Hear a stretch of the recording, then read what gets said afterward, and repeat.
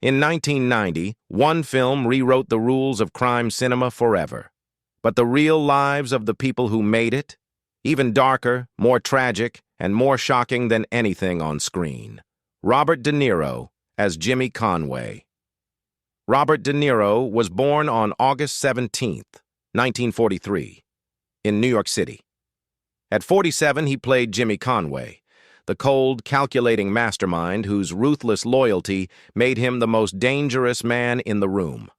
Off-screen, his life was equally intense. 2 marriages, bitter legal battles, and in 2003, a quiet diagnosis of prostate cancer that stunned the world. He survived surgery and never slowed down. As of 2026, De Niro is 82 years old. Still acting.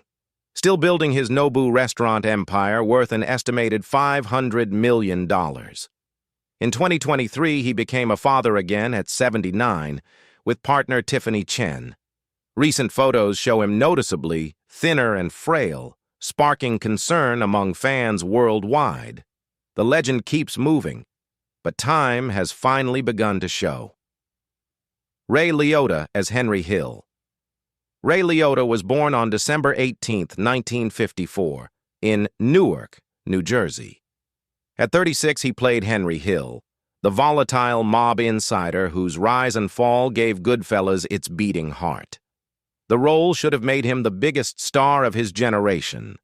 Instead, it became a shadow he spent 30 years trying to escape.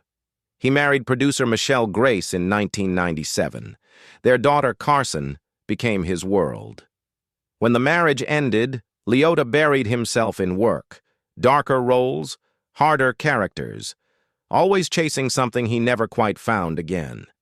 What no one knew was that his arteries had been silently failing for years. On May 26, 2022, he died in his sleep in Santo Domingo while filming a new movie. He was 67. The autopsy confirmed atherosclerotic cardiovascular disease, pulmonary edema, and acute heart failure. His daughter accepted his posthumous Hollywood Walk of Fame star in 2023. He left behind an estimated $14 million estate and a legacy that will never be forgotten. Joe Pesci as Tommy DeVito. Joe Pesci was born on February 9, 1943, in Newark, New Jersey. At 47, he played Tommy DeVito, a man so unpredictably violent that every scene he entered felt like a lit fuse. The performance won him the Academy Award for Best Supporting Actor. But the road to that moment was brutal. Through the 1970s, Pesci worked as a barber and waiter while Hollywood ignored him entirely. Robert De Niro personally spotted his talent and pushed Scorsese to give him a chance. After Goodfellas, Casino, and Home Alone made him a star, Pesci shocked everyone by walking away in 1999. Fame never suited him. His marriage to Claudia Harrow ended in divorce, and a later engagement collapsed publicly in 2008.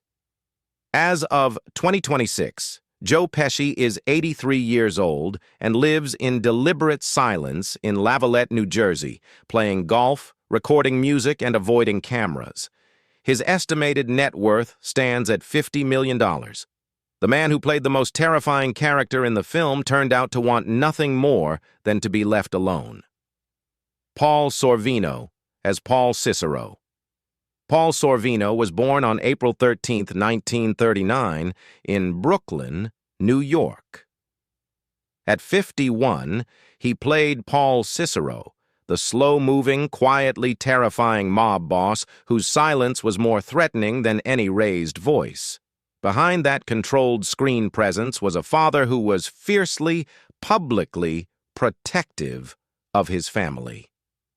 When the Harvey Weinstein scandal revealed that his daughter Mira had been targeted and her career deliberately damaged, Sorvino's fury was explosive and unapologetic.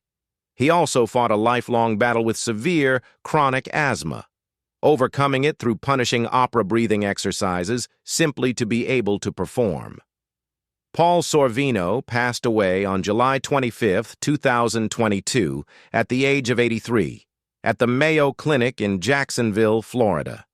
His daughter Mira called him the most wonderful father. He was laid to rest at Hollywood Forever Cemetery in Los Angeles. He left behind an estimated $10 million estate. Lorraine Bracco as Karen Hill. Lorraine Bracco was born on October 2, 1954, in Brooklyn, New York. At 36, she played Karen Hill, the loyal, terrified wife who gave Goodfellas one of its most powerful and uncomfortable perspectives. The performance earned her an Academy Award nomination. What followed was a personal war. Her custody battle with actor Harvey Keitel lasted 5 years and drained over $2 million in legal fees, pushing her close to bankruptcy. The emotional damage drove her into severe depression. She sought therapy, and years later brought that first-hand understanding to her iconic role as psychiatrist Dr. Melfi in The Sopranos. As of 2026, Lorraine Bracco is 71 years old, running Bracco Wines, appearing in television projects, and living proof that it is possible to rebuild everything from nothing. Her estimated net worth today stands at $24 million. Frank Vincent as Billy Batts. Frank Vincent was born on August 4, 1937, in Massachusetts. At 53, he played Billy Batts, the arrogant made man whose brutal killing ignites one of the most shocking scenes in film history. What audiences never knew was that Frank Vincent and Joe Pesci were close friends for over 40 years, struggling together as a comedy duo in New Jersey nightclubs long before Hollywood noticed either of them. That friendship survived Casino and The Sopranos. In September 2017, Vincent suffered a massive heart attack and underwent emergency open-heart surgery. His body could not withstand the procedure. Frank Vincent died on September 13, 2017, at the age of 80 in New Jersey. He was survived by his wife and 3 children, leaving behind an estimated $5 million estate. Tony Sirico as Tony Stacks. Tony Sirico was born on July 24, 1942, in Brooklyn, New York. At 48, he played Tony Stacks in Goodfellas, a street-hardened enforcer whose authenticity no acting class could teach. That authenticity had a reason. Before Hollywood, Sirico had been arrested 28 times for real crimes, including armed robbery. He had been shot twice. Directors did not cast him to play a mobster. They cast him because he had already lived that life. Goodfellas led to his legendary role as Paulie Walnuts in The Sopranos.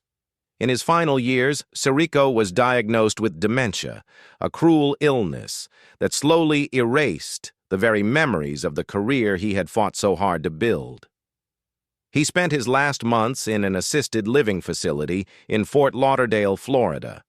Tony Sirico died on July 8, 2022, at the age of 79. He was buried at Calvary Cemetery in Queens, New York. He left behind an estimated $8 million estate. Michael Imperioli as Spider. Michael Imperioli was born on March 26, 1966, in New York. At just 24, he played Spider, the young bartender whose shocking fate reveals in one brutal moment exactly what human life is worth inside the mob. During filming, shattered glass sliced into Imperioli's hand. When he arrived at the hospital, the bullet wound makeup on his leg looked so real that doctors thought he had actually been shot. He had to shout repeatedly that it was fake. Away from the chaos, Imperioli built something rare. A stable life. He married Victoria Klabowski in 1996, a partnership that has endured for decades. In 2008, he embraced Buddhism, which he credits with bringing him genuine peace. As of 2026, Michael Imperioli is 60 years old, still acting, writing, and making music in New York. His estimated net worth is $20 million. In 2022 alone, Hollywood lost Ray Liotta, Paul Sorvino, Tony Sirico, and Paul Herman. 4 members of the Goodfellas family gone within a single year. The film that once felt like the pinnacle of a life lived without limits has quietly become a memorial. Robert De Niro carries on. Joe Pesci stays silent by the Jersey Shore. Lorraine Bracco pours wine and rebuilds. The screen preserved them all forever young. The years did everything else. Which cast member's story moved you the most? Let us know in the comments. And if you want more real stories behind Hollywood's greatest films, subscribe, because the next one is already waiting.